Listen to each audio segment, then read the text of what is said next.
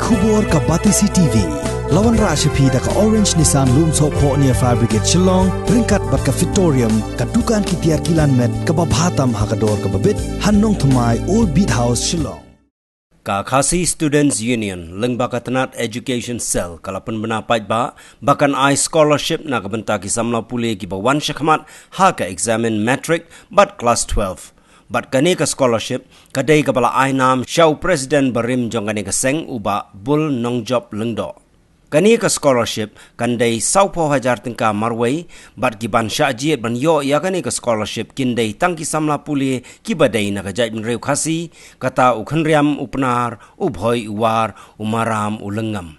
on jiet tang iwei na ki bahe mark tam ha ka metric but laingut na ka class 12 kata iwei na ka art stream iwei na ka science stream but iwei pat na ka commerce stream on shim ya ka jing pass bha jong ki katkum ki result jong ka MBOS CBSE but ICSE ka education cell jong ka Khasi Students Union multi circle ka kwa man pentep ba ka seng la pen kre da ka merit based scholarship bala tip kerteng kum ka bul nong job lingdo scholarship araja apoi ka jing thmu jong kani scholarship program kalong man kentie wa ban pencilor re ki samna pule ka bri hnyo tram bakin nang beteng ya ka jing pule jaki bo pher khnang bakin kot cha ka kerdan bat kanang ki ban yo kani scholarship kin long be tang na manta ka jat ben reu khasi bakin thop yo khnriam upana ubhoi uwa go maram boyo ki bayo ya ka highest percentage ha ka 10 ba ka 12 kindon tang sangul ki ban yo padiang ya kani scholarship tang namanta ka class 10 ba class 12 jong ka Meghalaya Board of School Education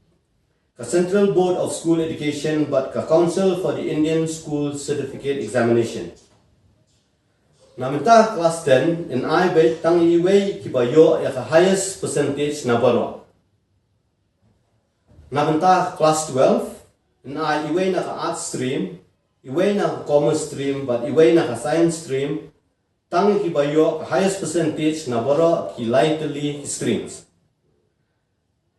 kawai ka scholarship kandai sauko hajar maroi limba kane kerwo ka KSU multi circle ka kitbok kedwang ya boro ki kena khasi ki bayale ya exam pher ka jongki